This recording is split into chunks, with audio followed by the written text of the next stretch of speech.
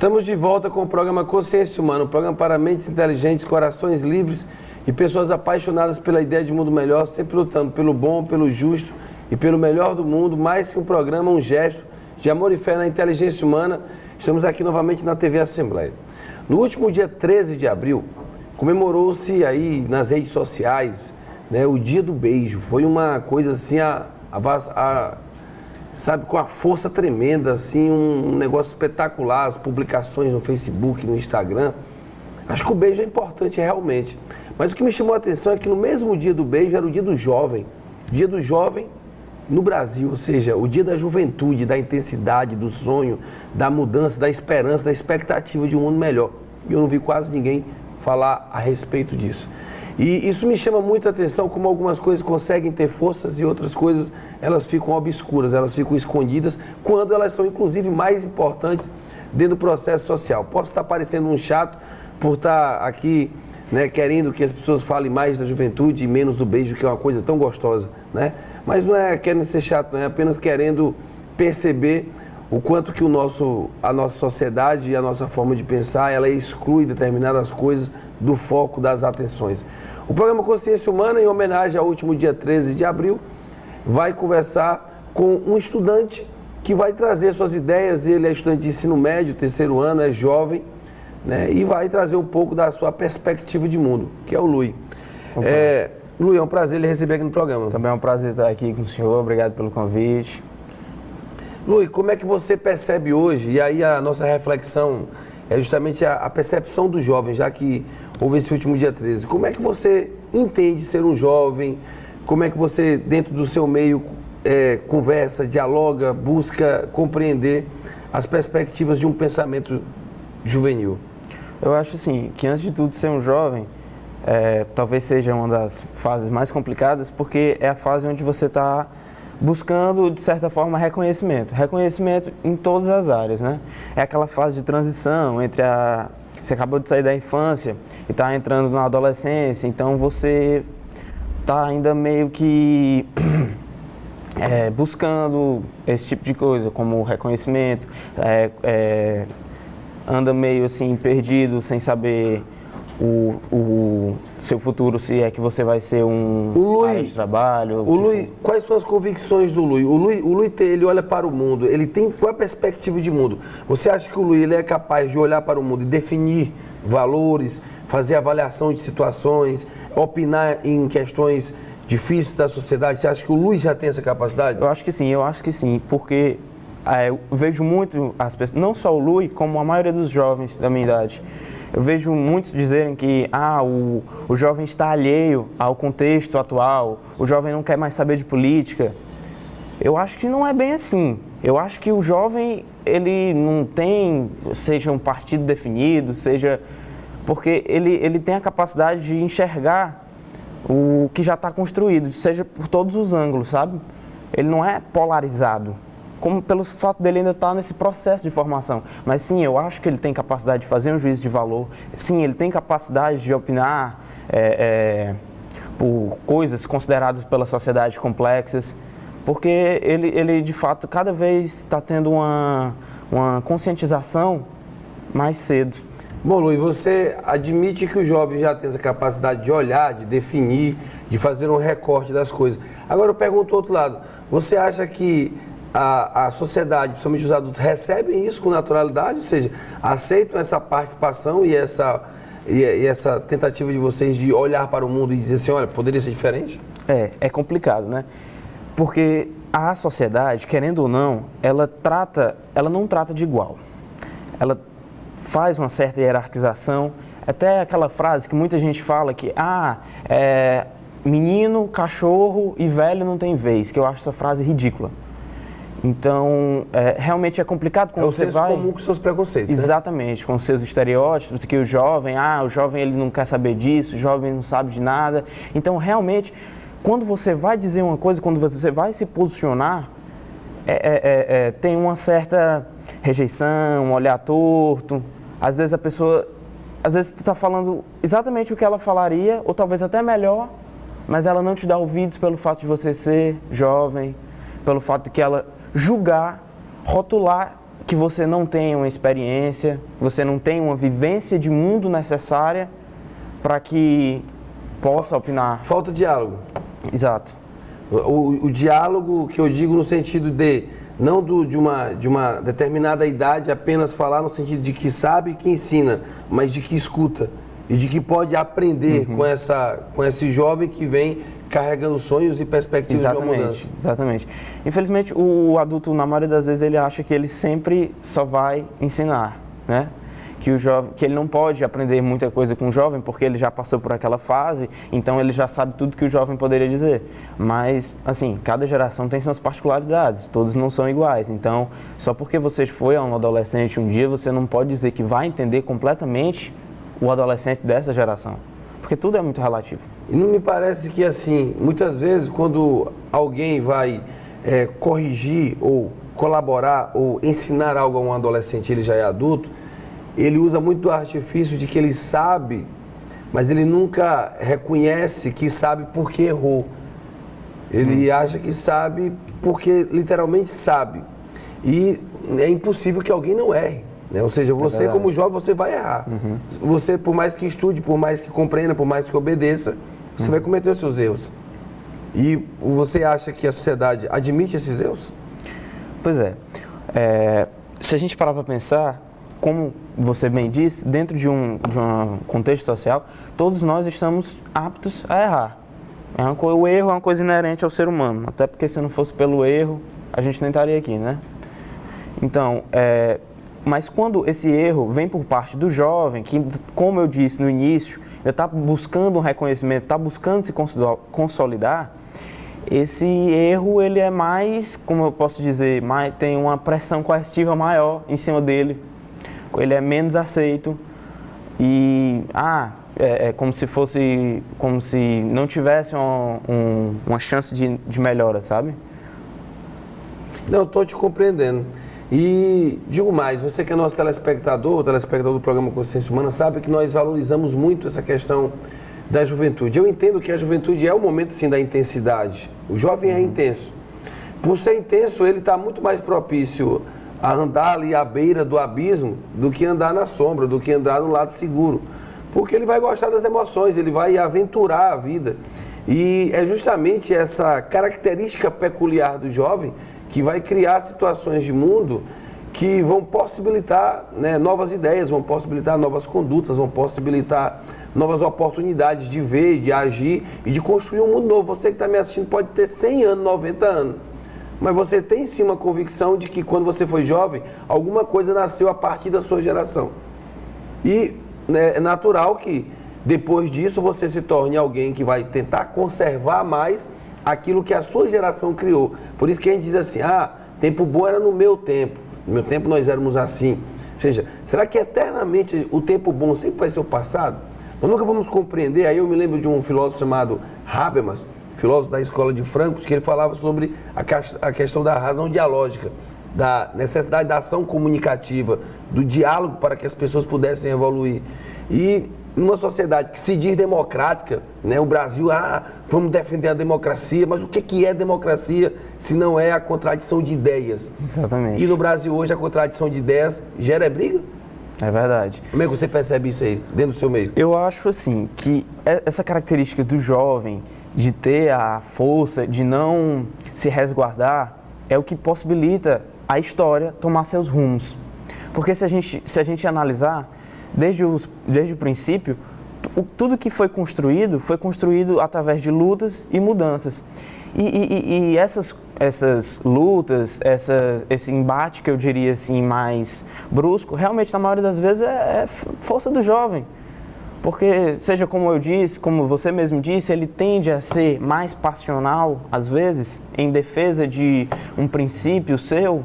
Isso acaba tendo mais um efeito mais forte na sociedade. Porque as pessoas mais velhas, às vezes, com o tempo, elas acabam por entrar naquele discurso de que é assim mesmo e não tem mais o que fazer. Tipo assim, tudo é utopia. Arrume alguma coisa para fazer e fique calado e não faça nada. Exatamente. E aí mata todo o espírito juvenil. Mata todo o espírito juvenil. Eu acho que o espírito juvenil, ele nada mais é do que a grande, assim, a busca pela verdade de fato. Exemplo, eu acho que seria uma grande contestação do que tinha antigamente na escolástica, o Magister Dicta, né? Que era nada mais traduzindo do latim, o mestre disse. Ele tende o que seria o quê? Tudo se passa a ser verdade somente porque alguém, como um mestre, disse isso e acabou. E eu acho que o jovem teve um papel muito importante em fazer o quê? E não é porque foi fulano ou foi cicrano que disse. A gente vai descobrir a verdade porque é de fato. Não porque foi uma pessoa de uma escala hierárquica mais alta que falou.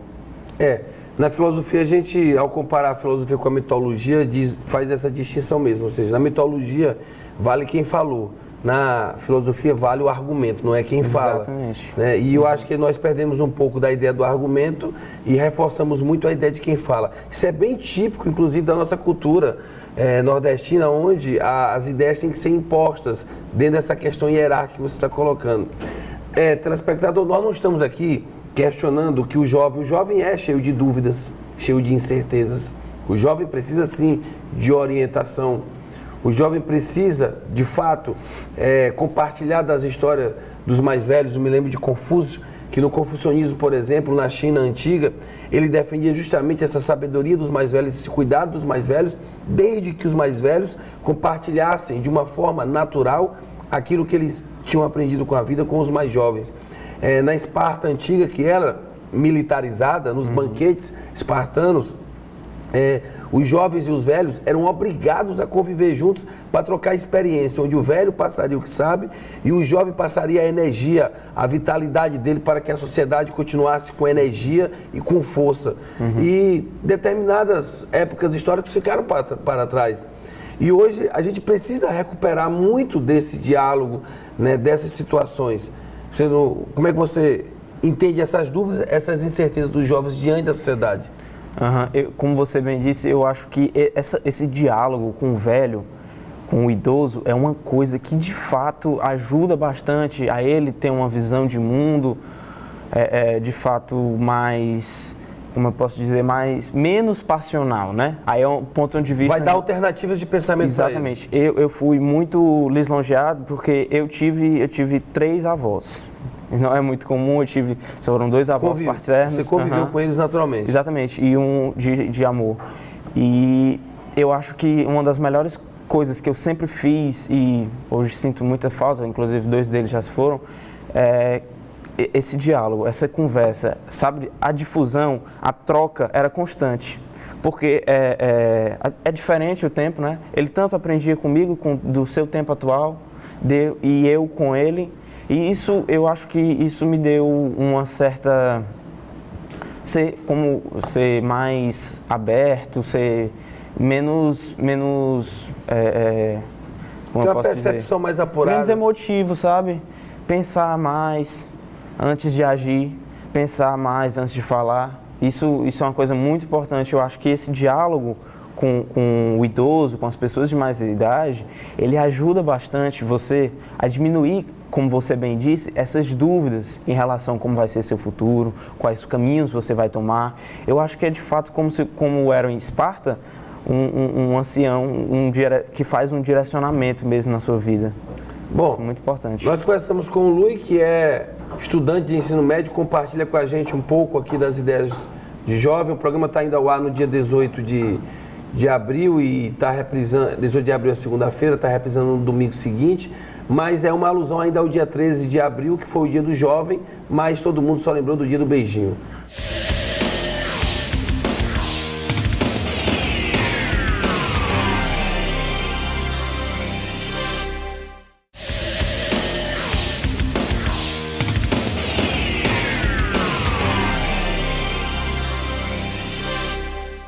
Bom, estamos de volta com o programa Consciência Humana, nesse segundo bloco ainda com o Luiz, um jovem de ensino médio, compartilha um pouco das ideias do primeiro bloco. Ele falou aqui de uma perspectiva geral da relação que o jovem tem com os adultos nos dias de hoje. A gente está sempre aqui no programa valorizando essa fase da vida, porque nós compreendemos aqui no programa há 9 anos no ar, mas no 10º ano de funcionamento, né?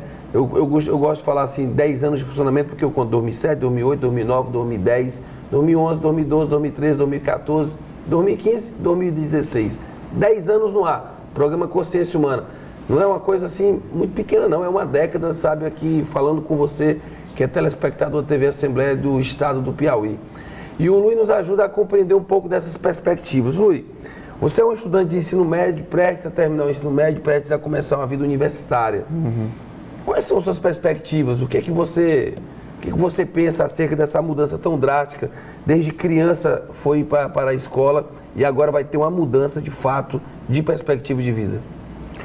Olha, a respeito dessa mudança, eu acho que é mais do que todo jovem quer mesmo, e não sei se a palavra certa é dizer que eu estou preparado, que isso aí só mais o tempo vai dizer mesmo, mas eu digo que eu estou bem ansioso, bem motivado e pretendo alcançar logo essa meta em 2017.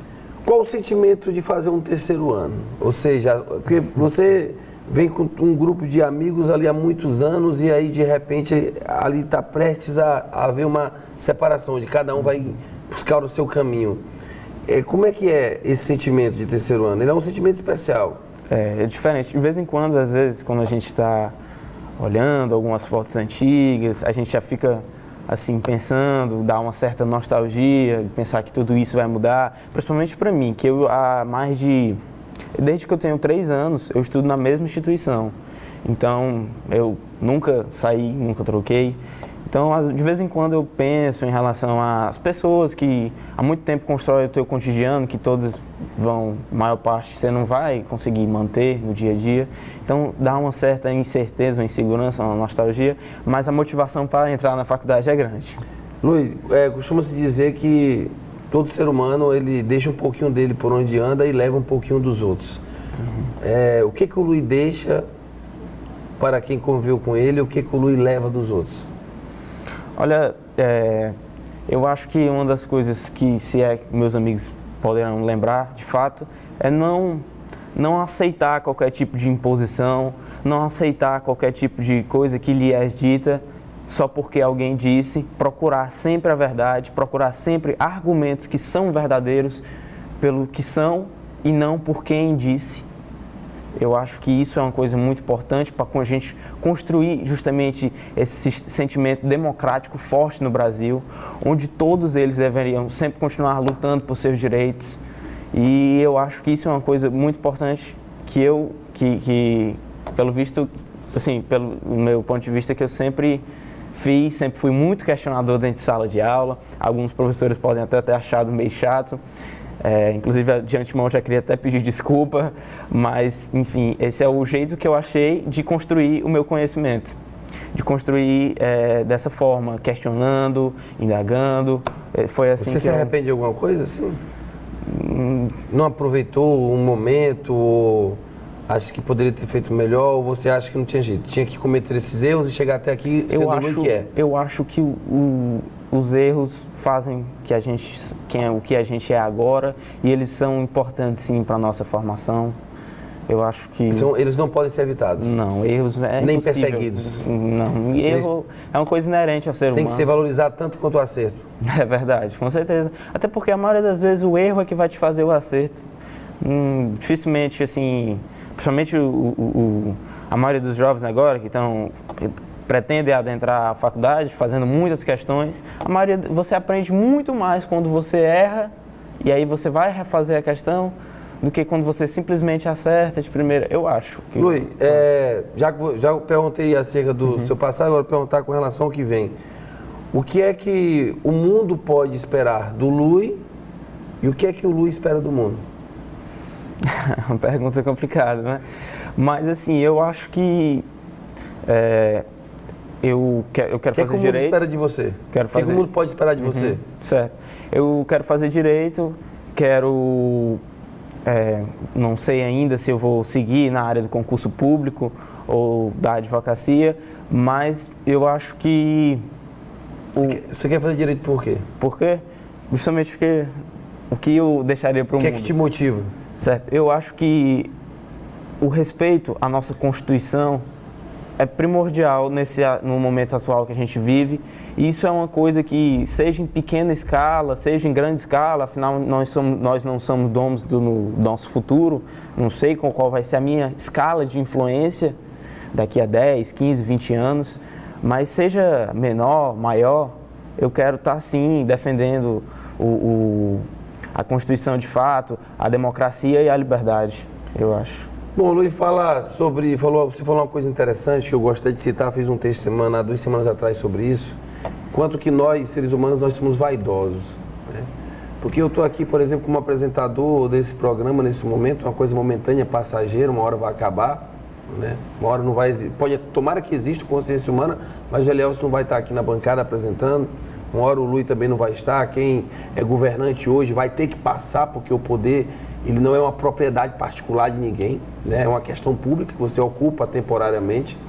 Eu estou como professor em algumas escolas e sei que vou passar também, meu tempo vai passar, mas eu tenho que ter uma certeza, que é o que você agora me provocou, a certeza de que o futuro, aquilo que é abstrato, né, ele pertence a outras pessoas, ele pertence a pessoas que nem nasceram ainda. A pessoas que nem nasceram, e eu tenho que cuidar deste futuro para que as pessoas possam receber esse mundo. Esse futuro pertence àquelas crianças que têm 3, 4, 5 anos de idade e que não podem decidir acerca desse futuro e que vão sofrer as consequências do que nós decidimos hoje. E com a nossa vaidade, nós acreditamos que somos donos do futuro. Queremos planejar, manipulá-los de acordo com as nossas conveniências, sem ter a honestidade e a preocupação de deixar um legado para que as pessoas possam nos lembrar. A história está aí não para ser contada, literalmente, ou seja, para lembrar do passado, mas a história está aí para nos lembrar que nós seremos lembrados pelaquilo que nós fazemos hoje. Você tem essa preocupação de como você vai ser lembrado, do que você vai deixar como herança humana? Pode ter certeza, até porque eu sempre fui, assim, minha matéria preferida sempre foi história, sempre fui louco por história. Então, eu acho que às vezes a gente, dentro do nosso cotidiano, a gente sempre pensa assim que as coisas são como são e a gente não pode mudar. Eu acho que sim, todo mundo faz parte da história e todo mundo pode deixar o seu legado para a história, para gerações futuras. E sim, todos nós podemos fazer a diferença, basta querermos. Então, eu acho que eu tenho bastante essa preocupação com o meu legado. Eu estava assistindo um dia desse o ex-presidente do Uruguai, Mujica, e ele falava da importância que nós temos de valorizar algo que a gente vai comprar, né? E ele diz que aquilo que você compra, por exemplo, você sai para um restaurante com sua família, gasta ali R$500 para pagar uma conta. Você não está pagando com aqueles R$500. Você está pagando com o tempo de vida que você levou para ganhar aqueles R$500. Se você passou 4 dias para ganhar R$500, são 4 dias que estão pagando aquele jantar em família. Não é o dinheiro que você está pagando. E eu achei isso de uma visão espetacular porque traz a gente para uma noção mais clara do que é a vida. Ou seja, do que é viver. Literalmente, onde você tem uma corrida desenfreada por esses bens materiais, mas você tem um esquecimento daquilo que é naturalmente humano. E aqui nem entra na discussão capitalismo e comunismo, aqui é uma noção apenas de comportamento, de como eu me comporto diante das coisas, né? Tem gente que diz que nós nascemos para amar as pessoas e usar as coisas, mas invertemos esses valores. Amamos as coisas e usamos as pessoas. Você acha que é bem isso ou é um exagero? Olha, assim, eu acho que a gente não pode dizer sempre que é totalmente uma coisa, né? Porque é muito complicado de analisar as coisas, sempre as pessoas são muito diferentes. Mas, de fato, atualmente a gente pode perceber que a partir dessa terceira revolução industrial do capitalismo, sim, esse sentimento de valorização do fetichismo da mercadoria tem ficado bem forte, bem forte. E às vezes a gente acaba se aproximando de uma pessoa pelo que ela tem e não pelo que ela é. Na verdade, essa é uma discussão bem antiga, né? Mas, infelizmente, ainda é uma coisa presente na nossa sociedade. Você até me lembra, Luiz, agora a questão de muita gente criticar a televisão. A televisão, esse instrumento aqui, você está me olhando pela televisão. Você está me assistindo por um aparelho que ele transmite uma imagem, ele transmite um som e ele transmite uma ideia. Uma televisão. Está enquadrado, você que está em casa. Você pode, nesse momento, mudar de canal e tirar do programa Consciência Humana e não assistir porque acha que o programa não é legal. Você pode, nesse momento, estar discordando das ideias do professor, das ideias do Lula e achar que a discussão é desnecessária e mudar de canal. Ora, se você é uma pessoa que se julga inteligente, com senso crítico, mude o canal. Seja ele da TV Assembleia e do programa Consciência Humana ou de qualquer outro canal. Agora, culpar o aparelho televisivo por uma falta de criticidade ou por uma conduta alienada é chamar as pessoas de burra.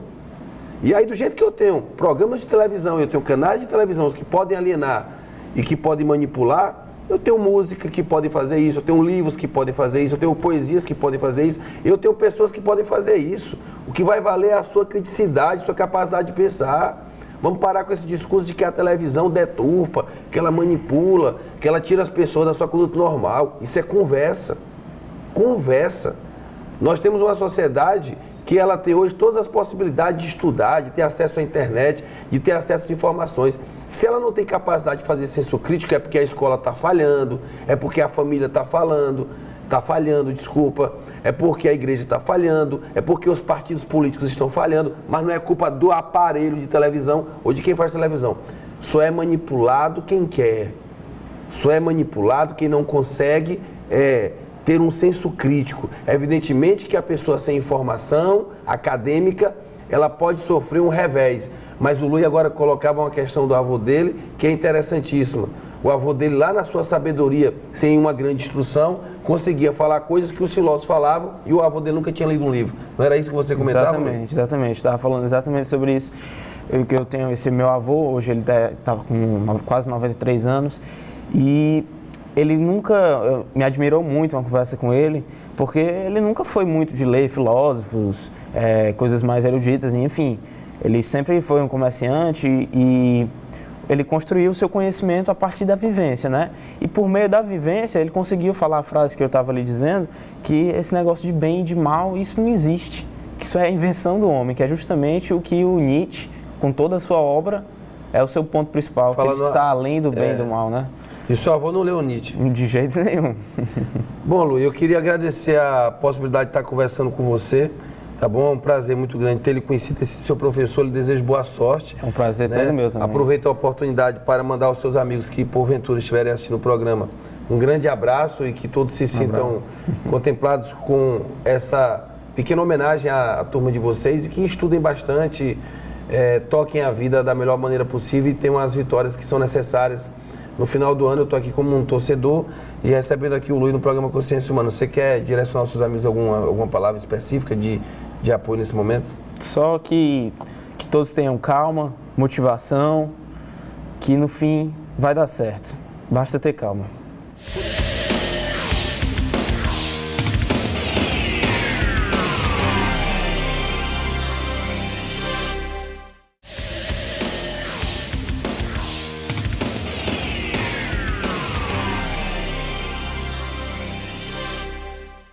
O historiador gosta de lembrar, William, que a carta de Pero Vaz de Caminha termina com um pedido de emprego do autor ao rei de Portugal, para um parente que estava sem emprego. Era um outro momento, sociedade de mercê, sem concurso público, etc. Rui Barbosa, numa das suas tentativas de ser presidente, dizia que a nossa república tinha virado uma privada. Elis Regina, durante a ditadura, começava uma música maravilhosa, dizendo: caía à tarde feito um viaduto, fazendo referência a um viaduto envolvido em desvios de verba e problemas de materiais de segunda linha. A corrupção é histórica, é estrutural e ela não é do governo. Ela pertence a uma interpretação ética bastante difundida na sociedade e que envolve desde andar no acostamento, vim hoje da Unicamp, observando que as pessoas que estavam em grande quantidade no acostamento deviam estar reclamando da corrupção do governo.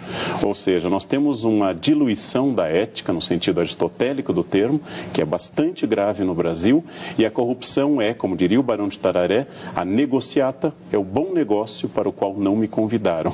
Ou seja, eu sou absolutamente ético e probo quando se trata de atacar o negócio que não me favorece. E quando me favorece, é um jeito, é uma maneira, é o meu jeitinho clássico. E como é que o Brasil pode rever esse conceito? O Bob Juliano Fox aqui está aqui. A corrupção já faz morada no Brasil. Como é que a gente poderia inverter isso? Institucionalizar a ética? Bom, toda pessoa que faz morada pode ser despejada despejada, suas terras podem ser realocadas. A corrupção é parte estrutural da sociedade brasileira, inclusive do governo. O que eu acho que mudou é que, além, como foi lembrado pelo Cado, maior capacidade de investigação, existe hoje uma sensibilidade pública muito mais forte, existe hoje uma vontade de um país diferente deste. Mas a mudança tem que começar na escola, com a não conivência com a fraude escolar, ela tem que atingir o governo, ela tem que atingir as famílias de pais que ensinam filhos, por exemplo, a técnicas pouco usuais ao concordarem que o filho copia um trabalho da internet ou outras coisas. E as pessoas que têm raiva da corrupção, que são muitas no Brasil, devem entender, e devemos todos entender, que esse é um processo estrutural, orgânico, que começa na educação das crianças, sobre a educação sobre o que é mentir e não mentir, e do que é seduzir ou não uma criança com elementos de corrupção. Se você fizer isso, eu te dou aquilo. Esse é um elemento de corrupção que começa muito cedo. O governo é a parte mais trágica, porque esse dinheiro que está saindo desses lugares não está indo para a educação, não está indo para a saúde. As pessoas estão morrendo nos hospitais porque está sendo desviado dinheiro. Não questiono a questão da corrupção ter bases estruturais e institucionalizadas, não. Não questiono o fato de que realmente existe um jeitinho brasileiro e de que, de uma forma geral, culturalmente, nós somos conduzidos para, de certa forma, errar. E dentro do nosso limite, né, errar é justo, desde que aquele erro me beneficie. É isso que muita gente está pensando. Ou seja, nós reclamamos muito quando o erro beneficia o outro, e nós nos calamos quando o erro beneficia a nós mesmos. Mas eu também penso o seguinte, eu entendo que há, por parte do senso comum, uma legitimação do processo da corrupção. Mas penso que, por exemplo, uma pessoa como eu, um professor, você, um estudante de direito, os deputados que são eleitos pelo povo, os juízes que estudaram e que passaram em concurso público, o funcionário público, há pessoas que elas têm uma obrigação moral ainda maior de tentarem conduzir, ou seja, ter uma conduta voltada para uma perspectiva de idealista, para o ideal. Porque assim, se eu digo que a corrupção no Brasil é cultural, todo mundo é corrupto, eu estou colocando todo mundo no mesmo barco. Mas se eu digo, por exemplo, que o juiz, que o deputado, que o professor, que o policial, eles são pessoas que são referências e eles têm obrigação de, dentro da sua conduta, daquilo que rege a sua função, agir como tal, eles precisam agir como tal. Por exemplo, o juiz, ou o professor, ou o político, não vai poder justificar uma má conduta por uma questão cultural. Por quê? Porque ao se tornarem professores, policiais, políticos ou juízes, eles fizeram leitura do mundo. Leram livros importantes, assistiram aulas importantes, né? Tiveram uma construção de uma sensibilidade, de uma consciência de mundo que faz com que eles saibam de fato o que estão fazendo. E ao saber o que estão fazendo, como que eles vão errar? Como que eles vão aceitar fazer uma coisa que eles sabem que está errado? É até uma pergunta que eu gosto de fazer sempre. Quem tem vergonha dos seus erros na intimidade, quando ninguém está te vigiando? Quando ninguém está te fiscalizando? Ah, eu estou aqui no meio da rua, não tem ninguém me vendo, então eu posso fazer o que eu quero, eu posso inclusive errar e agir contrário à lei. Ou quem tem vergonha da sua própria consciência? Então, assim, eu acho que o brasileiro e o Brasil hoje passa por esse processo de discussão, né, das nossas condutas, numa questão ética, mas ela passa também pelo ponto de que quem tem certos papéis e quem cumpre certas funções não pode errar alegando e justificando que aquilo é um problema cultural. Porque senão todo mundo pode ficar à vontade, porque o Brasil culturalmente, desde os seus primórdios, desde quando chegaram os degredados, vai dizer, vieram aqueles que não queriam nada com a vida e por isso se alastrou tudo isso que nós temos. Tudo isso é verdade. Claro que quem tem um cargo superior e fez todo esse estudo, claro que é cobrado uma reação diferente. Só que a questão da honestidade não é uma questão de estudo, obviamente, né? E eu acho que eles devem, sim, uma minoria, eles são uma minoria, né? Ser um exemplo para a maioria. Só que o que eu falei foi mais em relação à cobrança. a questão mais das manifestações. Que as pessoas foram para a rua cobrar coisas que, em sua maioria, elas não fazem, entendeu? Mas, claro que, de forma, pensando apenas no cargo, claro que eles têm uma responsabilidade maior. Só que eu acho que, para você cobrar, você tem que ter a autoridade, né, de dizer que é probo, né, honesto. E eu acho que é uma via de mão dupla.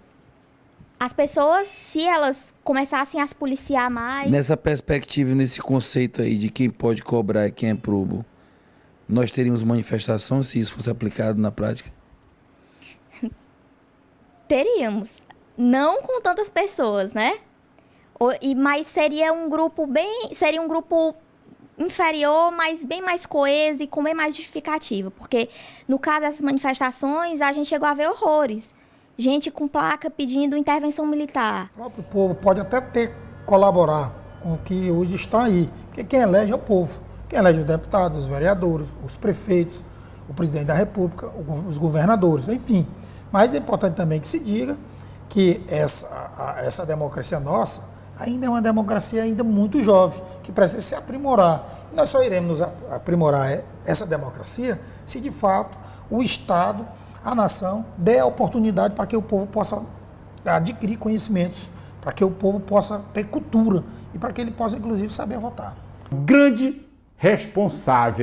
grandes responsáveis pela situação caótica que está ali são os poderes. E desses os poderes, o pior é o executivo e o legislativo. Porque o poder não constituído, o empresarial, só se fortalece quando o poder legislativo e o executivo é frágil. Não tem posição, não tem postura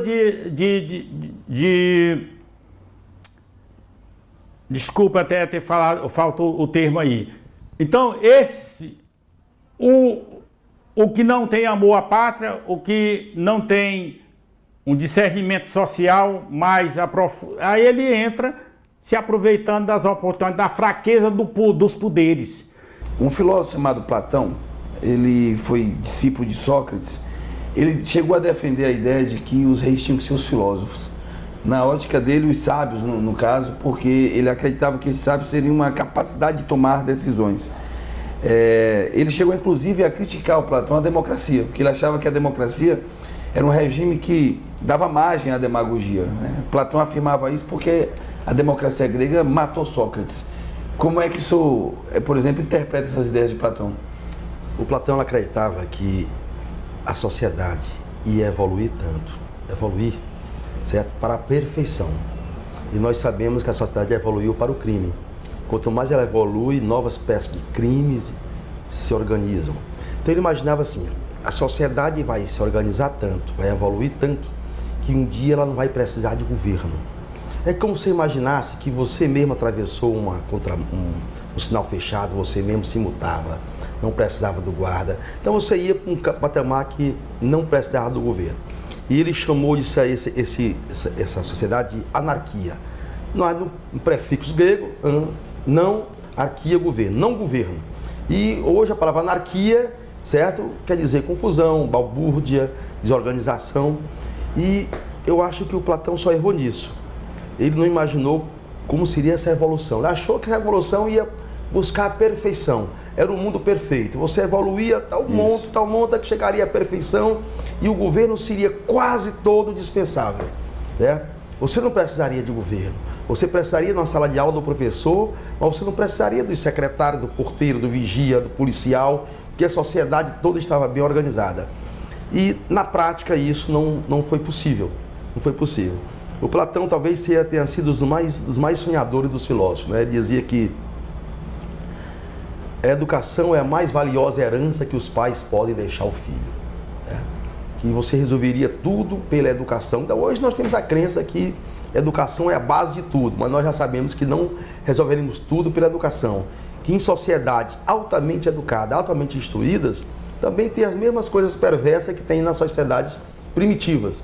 E se você mergulhar, pegar algumas comunidades indígenas, você vai ver que em grau de civilização é muito maior Se você tomar a civilização como grau de cultura de um povo, algumas comunidades indígenas, a civilização é muito maior do que no nosso meio.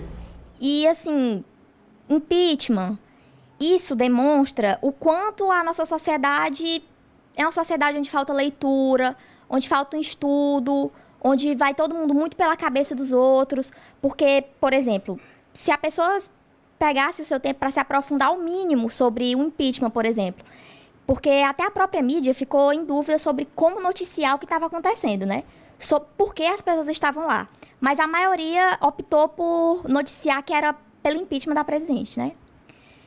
Se as pessoas se aprofundassem, coisa mesmo de internet, não precisa você ter uma biblioteca em casa. Você ia para a internet, passava minutos do seu tempo, você ia ver que para você impeachment um presidente, você precisa que ele tenha cometido um crime de responsabilidade civil, que foi o que aconteceu com o Fernando Collor, e ele precisa ser condenado por instâncias superiores. Ou seja... Que não é o caso da presidente Dilma. Além de não ser o caso da presidente Dilma, né, o que as pessoas se espelham é que o que é que ficou marcado na história? A manifestação do Collor, né? Dos caras pintadas. Então, as pessoas acham que foi a manifestação que fez com que ele saísse. Mas o fato de a manifestação ter ocorrido em 1992 foi um ato super legítimo, mas ele não é legal, assim, não tem valor legal. Ele não contribui para a saída. Tudo vem de uma atitude cometida pelo presidente. Nós vamos respeitá-lo como um sentimento de povo, mas não como uma decisão para que o presidente saia. Isso. Se todas as pessoas do Brasil resolvessem ir para a rua pedir o impeachment da presidente Dilma, se ela não houvesse, como não aconteceu, cometido um crime de responsabilidade civil, que está na Constituição, né, tutelado lá, não teria nenhum efeito. Poderia todo mundo ir para a rua que não... Eu gosto de falar, Bruna, que na manifestação nós temos três tipos de pessoa. Você tem o alienado. O alienado é aquele sujeito que ele ficou sabendo que ia ter uma manifestação. Ele disse, eu vou também para a manifestação. Espera aí, me chama aí que eu tô aí. Vou tirar um selfie, vou tirar uma foto. Eu vou estar na manifestação lá, porque as pessoas têm que entender que eu sou um cara participativo. Mas se você pergunta por que ele está lá, ele não sabe. Você tem o alienado, você tem os aproveitadores. Aqueles que sabem muito bem o que é que significa uma manifestação, e eles vão lá na manifestação, se aproveitam da manifestação para que eles possam ter como consequência alguma vantagem em qualquer área da qual eles possam atuar. E você tem os conscientes, que são aquelas pessoas que entendem que é importante a manifestação, a liberdade de expressão, ou seja, está lá fazendo a sua reivindicação e mostrando uma certa insatisfação, não necessariamente para tirar o governante, mas para redirecionar a atitude do governante e posicionar o governante dentro daquilo que ele se comprometeu um dia a fazer. Então eu tenho um alienado, eu tenho um aproveitador e eu tenho um consciente. A mídia, muitas vezes, não consegue, quando vai mostrar, né, a manifestação, fazer a distinção. Por exemplo, se alguém está pedindo intervenção militar, ele está num discurso contraditório, porque ele está pedindo o direito de não se manifestar, já que ele está pedindo uma intervenção militar. Ele é uma pessoa que tem uma compreensão equivocada do que é o processo democrático e do que é o próprio ato dele estar no meio da rua. Então, no meio da multidão, existe tudo. O alienado, o consciente e o aproveitador. Como fazer essa distinção não é tão fácil, mas é como a Bruna disse, o importante basicamente é a questão da leitura. Porque o que a gente precisa parar é com essa bobagem de dizer que seleção brasileira, futebol e política não se misturam. Porque esse é o discurso mais reacionário que é possível você fazer. Esse é o discurso que o João Avelange fez a vida inteira, com o que ele apoiava ditadores. Fosse o Videla, fosse o Médici, fosse o Geisel. Tá? Não misturo futebol com política. Aí o meu apoliticismo me permite qualquer barbaridade. Não, as coisas se misturam sempre. Você toma café da manhã de uma maneira política. Que dirá um time de futebol que é capaz de mobilizar um país. Eu entendo nesse momento um dos mais importantes da nossa história. Hoje é um único toque de milhares de pessoas ocupam as ruas. A falta de lideranças bem definida é um sinal de repúdio ao velho modo de fazer política. E a gente conversou com a Bruna agora há pouco, mostramos aí algumas partes das manifestações de 2013, algumas respostas de alguns deputados que nós já entrevistamos, né, algumas opiniões acerca da questão da corrupção no Brasil. Como é que você compreende essa coisa do jovem no Brasil hoje, politicamente falando? Olha, Elielson, acho que a gente pode olhar por dois vieses aí, a questão da política e da juventude, né? Nós vemos uma massa extremamente preocupada em fazer alardes, em dar voz às necessidades da juventude em si, mas da sociedade como um todo. E eu vejo também como um aspecto tanto quanto de criança, infantilizado, um pouco dessa juventude ainda, honestamente falando, com relação a isso. Porque observe bem, como juventude, eu acho que todos nós temos aspirações diversas, né? A gente devaneia em várias coisas. E com relação à política, é preciso ter muito cuidado, porque você lida com um futuro que é tão presente quanto você pode imaginar. Então, é preciso que se veja com os olhos bem reflexivos e bem equilibrados quando se fala de política e juventude, para que não se faça um julgamento, um pré-julgamento dessa juventude como uma juventude que queira um progresso às custas, né, de várias outras coisas que entram em detrimento com esse equilíbrio da própria sociedade. Então é mais ou menos por aí. Então, de certa forma, se eu posso entender o que você está colocando, Ior, você vê uma falta de noção clara da ação. Ou seja, da ação coletiva. Eu gosto de frisar isso, porque eu seria leviano se falasse da juventude generalizadamente, que não são assim. Existem pessoas pontualmente, né, tanto para o bem quanto para o mal. Mas essa atitude do coletivismo nos falta muito, nós como juventude. Quais são os valores, Ior, que você entende que hoje eles poderiam ser mais trabalhados na juventude para que a gente conseguisse ter aí uma sociedade em 10, 20 anos em que ela fosse mais equilibrada com relação às suas decisões? Ótimo. Acho que a gente pode falar de um aspecto chamado de coesão, né? De coesão social. Eu vejo que nós, como jovens, estamos muito mais preocupados com o próprio umbigo, com a vida pessoal ou com o corporativismo dos meios nos quais você está inserido, do que propriamente com a sociedade como um todo. Não quero entrar no julgamento da dicotomia do jovem rico ou do jovem pobre, eu acho que isso já passou. Mas é preciso que eu, no meu mundo de limitações da minha vida pessoal, tenha essa perspicácia de poder entender jovens e pessoas, né, que moram em outros contextos, em outras circunstâncias de vida. Então nós precisamos disso. E eu acho que, assim, para que a gente chegue nesses valores, eu acho que o básico é o conhecimento. Então, seria interessante que nós víssemos os noticiários de uma forma diferente, que nós víssemos aqueles jovens infratores de 16, de 15 anos como os seus pares, como pessoas que passaram não exatamente pelas mesmas situações que você, mas que são jovens, em essência, imbuídos de uma boa vontade, né? Então nós precisamos conhecer toda essa dinâmica que está circunscrita nisso tudo. Eu preciso ter respeito, eu preciso estar em consonância com as leis, preciso, isso é lógico, isso mantém a sociedade em si, mas eu preciso conhecer a vida do outro, eu preciso conhecer quais são as aspirações pontuais de cada lugar. Esse é o que nos falta para a juventude progredir.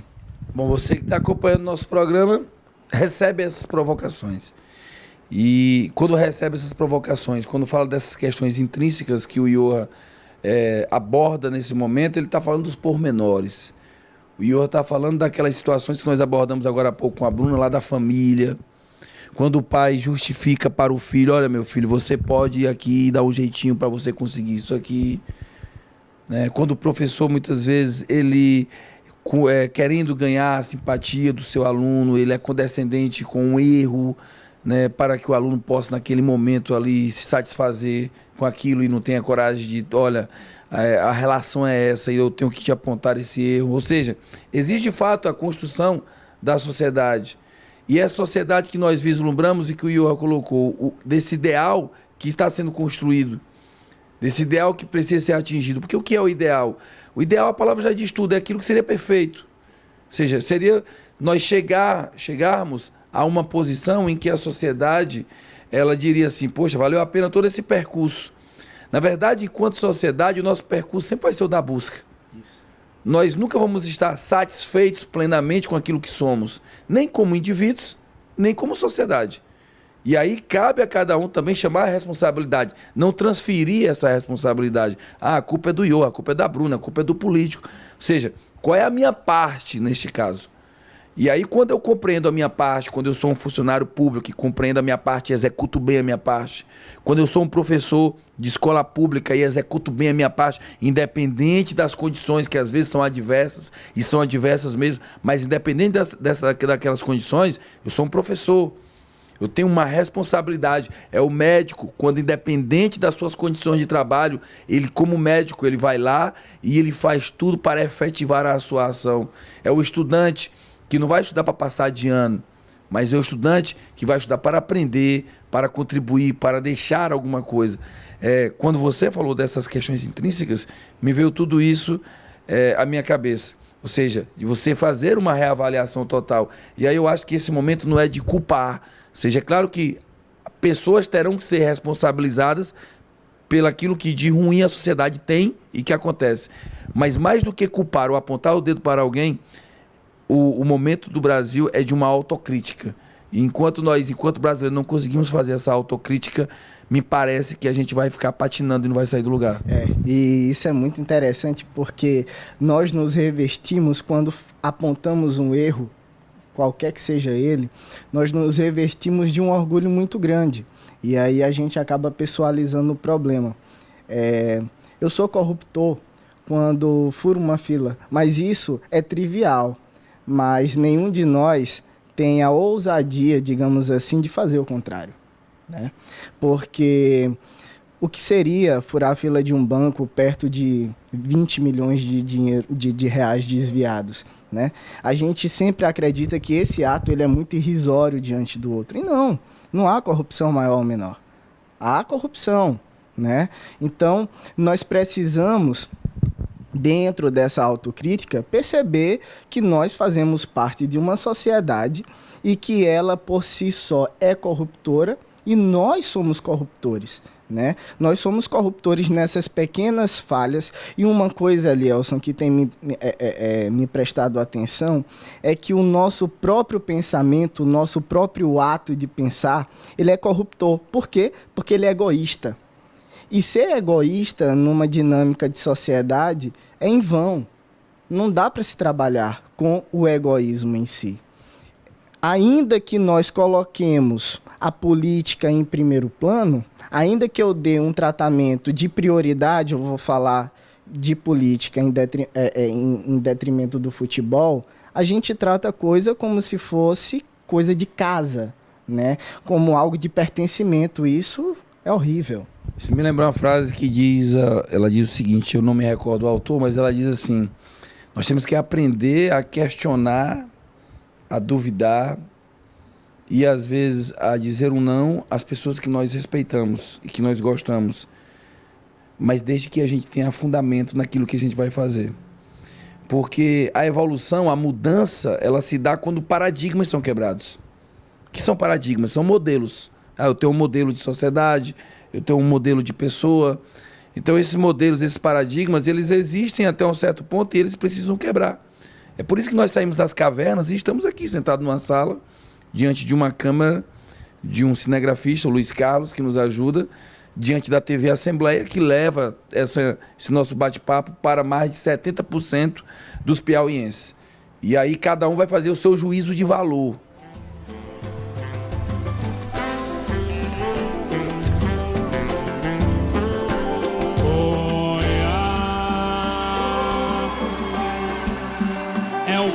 ficar pedindo pra não sofrer.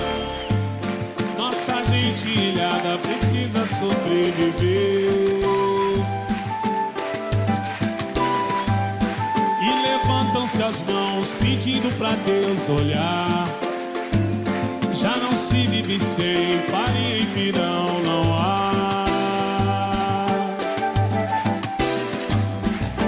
Não há, teria motivos pra gente desanimar. Se houvesse remédio pra gente remediar. Já vai longe a procura da cura que vai chegar.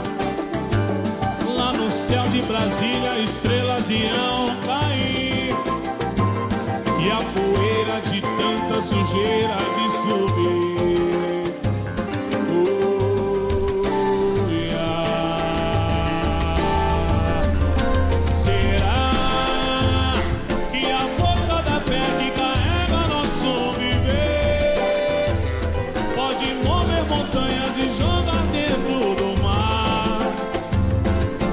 Gente de bem que só tem mal pra dar. Será que a força da fé que carrega nosso viver pode mover montanhas pra gente poder